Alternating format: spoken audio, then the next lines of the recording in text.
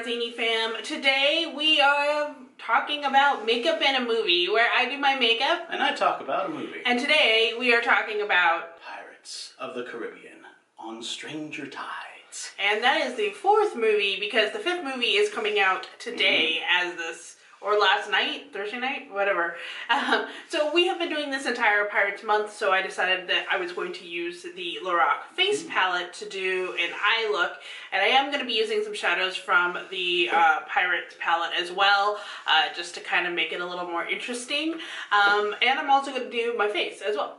But before we start, make sure you don't miss on any active opportunities. Like, subscribe, hit the notification bell, and comment below Zainey notifications, and we will shout you out in a future video. More about that in a minute. Follow us on social media. You're going to see that below. And if you're a content creator, join us in Geeks and Beauties on Facebook, and that link could also be in the description box. And please comment on this video whether or not you intend to go see this movie. Or not. How you feel about the other ones. I want to talk a little bit about Zainey notifications. Last time we did this, we got one person actually comment Zainey notifications. Guess who that is? It is my friend Curvy Barbie, and because she did it, we're going to insert right here a fun little card that celebrates her and her channel.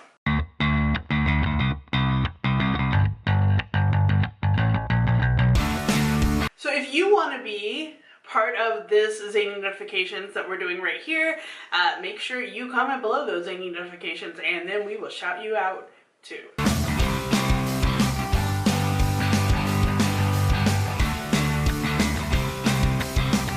For this look, like I said, I'm going to be using this palette right here. If you missed the swatch out for this, it is down below in our playlist. But basically what I'm going to do first while he's talking is I'm going to do the face look. And I'm going to use this color right here, Lost Soul, as my blush. And I'm probably going to be using probably Fortune, this one right here, for a highlight while we talk about Pirates 4. Now, this is, as she said, the fourth movie of the franchise. The first three movies, they kind of set within a certain time period. It was between, I think, 1830 and 1850. And that whole time period, they were kind of like, well, we're not going to be trying to make it too historically accurate. We're just going to be in there. So they do kind of follow one big time arc, and this one actually comes right at 1850, I mean, yeah. Which is the official thing. So this is supposed to be after, if you couldn't tell from the plot line, but it has very little to do with the original trilogy. Except that it has some of the same characters in it. Specifically Jack Sparrow and Barbossa. Although it also has Mr. Gibbs. Yeah, it does have Gibbs. And I really like what they did with Gibbs's part in this movie. Woo! It's a good highlighter, okay? Wow! This one was the only movie not to get an Oscar nomination for something. Oh, that's funny. Personally, I feel like this movie had one big issue, and that was focusing too much on Jack Sparrow. But some other people really like him in this movie. So I'm just going to lay down a base with this matte-y shade right here, right all over my entire lid. And then what I'm going to do is I'm going to go in with a couple of these. We're going to do Destined first, again, all over the lid. Then I'm going to go in with this one, which is Caribbean in the crease. And then on top of that, I'm probably going to use Bold Spirit in the crease on top. I think we can actually use all the colors. You will remember this as the day that you almost dropped your face palette. I almost dropped my palette, yeah. In this movie, Jack Sparrow is attempting to get to the Fountain of Youth, which... Well, actually, he's not. Well, yeah, he's not. A whole bunch of other people are for different reasons. He's not actually seen it, but he's been around towards it and just not had everything that he needed to use it. Exactly. What basically he gets on this quest because he finds out that someone is impersonating him and is using his name to get a crew to be on their ship, and then their voyage will be to the Fountain of Youth. So he kind of stumbles on it as in, who the heck is impersonating me right now? And at the same time, Barbossa has been made a privateer. This was something that happened a lot during those days where the king of one country was like, well, we really need some really great people to come in and destroy the ships of the other countries. So he would hire pirates and give them a commission as privateers. And that's what Barbossa is right now. Barbossa has been sent by King George? I think it's King George, yes. To go find the Fountain of Youth before the Spaniards do. And we find out that the ship that has this imposter on it, getting the crew, is owned by Blackbeard. And Blackbeard is wanting the Fountain of Youth because there's a prophecy that he will die very soon, within a fortnight, it says, due to a one-legged man. And very early on, we see that Barbossa has lost a leg. So, if you can't piece all that together really early on, then look up foreshadowing on Wikipedia. That's what you call ironic. Well, I liked how they used his leg in this movie. The peg leg is actually a wine flask. Which is very handy. Yeah. Especially when you're trying to escape, yeah. Yeah. How did you feel about this movie? Well, I was kind of sitting there thinking about, you know, the other movies, and honestly, I did not like the third movie at all. I loved the first one. First one is probably still my favorite, but I did not like the third movie at all. The second was okay. I actually enjoyed this one probably the second best, just because it's a good fun flick, but I have the same problem with it that you do, in that I feel like there needs to be a stronger main character that Jack can play off of, because right now there really wasn't one. Yeah. And they tried to make it Barbossa, and that didn't really work either.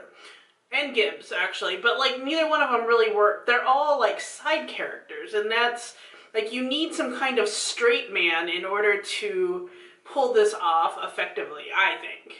So really, this was the sidekick episode. Yeah, it was all about the sidekicks. Which most of the time in a show ends up being really awesome, because it goes and confirms a whole bunch of things that you thought about the sidekicks. But this one just kind of fell flat. It did. And it's because Johnny Depp wants to keep reviving it to redeem itself, really. And I don't blame him. And from what I've read about the fifth movie, I actually think this might be a pretty good one.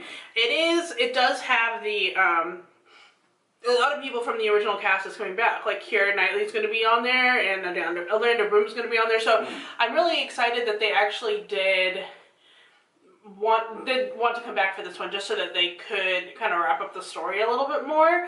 But I kind of want to touch very briefly on a couple people that are in this movie that they're like, oh, they could be in the next movie, but because this movie was made kind of longish ago, I don't know. So for first we have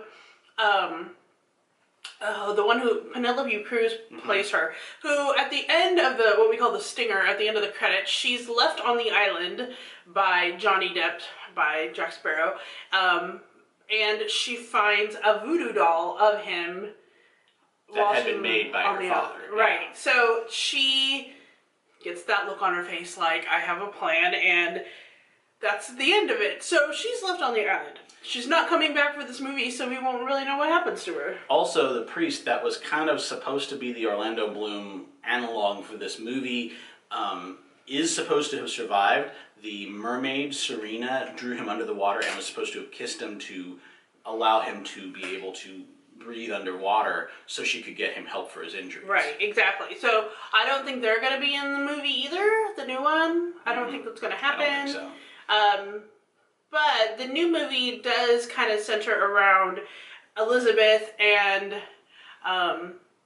Will Turner's son, Henry.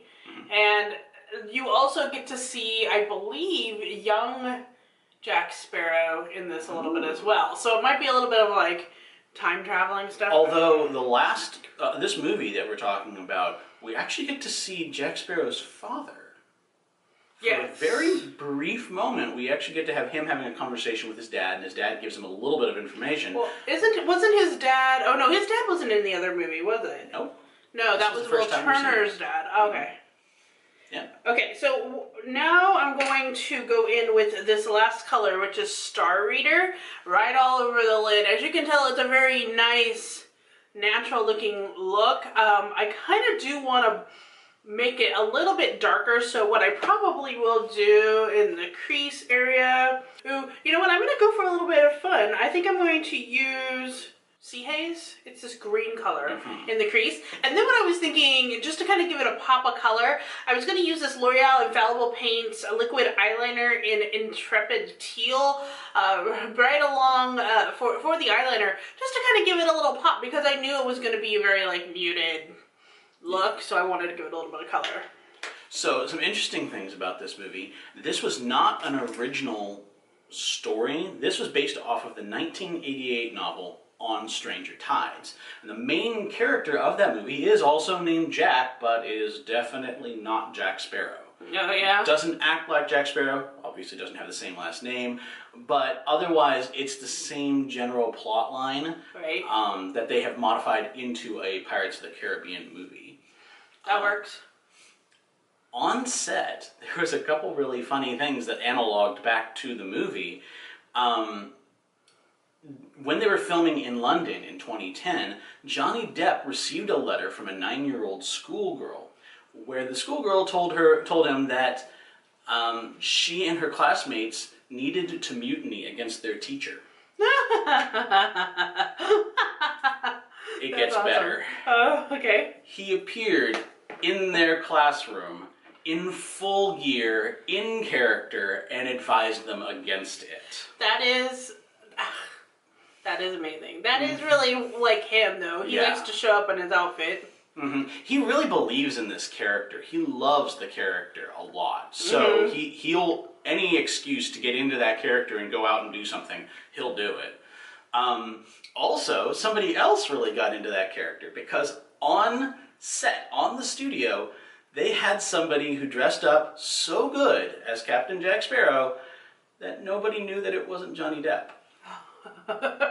He got onto the filming stage and then they caught him. That is amazing. It's really funny how he managed to do that. I would think that they'd have a little bit better security to be like, why is he coming in costume? Yeah, really? I thought he got in. I thought he did his makeup here. Oh well. Penelope Cruz was actually pregnant during the entire filming. That is interesting. She wasn't showing until the later stages of the movie. So what they had done then is they had her sister Monica Cruz do all the long range shots, and she would do the close-ups to the face. That's funny. Because they were actually starting to show at that point in the filming. Earlier on, especially during when you saw her doing all those action sequences, she wasn't showing. Oh, got it. So that is funny. I did not know that. And is this the baby with? Because this is another kind of weird fun fact. The baby with her husband. I don't know. Boyfriend, who happens to be in 5, Javier Bardem. I don't know how long they've been together. I don't know if that was his baby or not, but they are together now. Yes, I believe that's the same child. Oh, interesting. Because she married her husband right about that same time. Okay, well there you go. Another thing was that Penelope Cruz got that role. She was the only one offered the role. And she accepted it without even looking at the script. She was just like, I want it. And I think she really did a good job. I think she did too, yeah. She was actually one of the stronger characters of this film. I agree. The last part of this is I'm using this NARS liquid lip in Bound. I believe I got this in a swap from somebody. I don't remember who.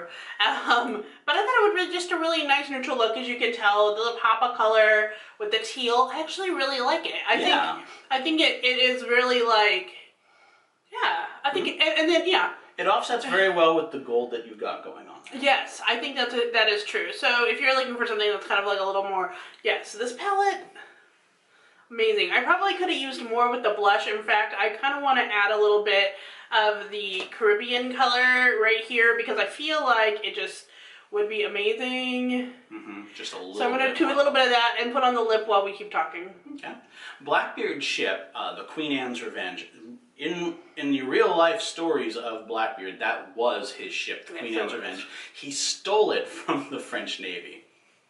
That's why it's called the Queen Anne's Revenge, because it belonged to him.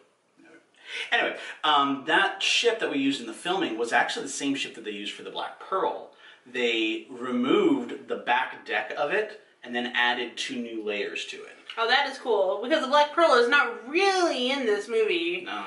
But it should be in the next one, I believe it is. I hope so, because they kind of hinted that they were going to try to. But at the same time, now Jack has access to an entire fleet. Uh-huh. I'm wondering what he's going to pull that off with. I hope that they bring that back in this movie. Exactly. The ship is called the Sunset. Also, the Providence that we saw in being held by Barbossa, that ship actually belongs to the San Diego Maritime Museum, and they had a whole bunch of volunteer workers from that museum helping them pilot it around. Oh, that's cool too. Mm-hmm. Mm-hmm. So what else you got?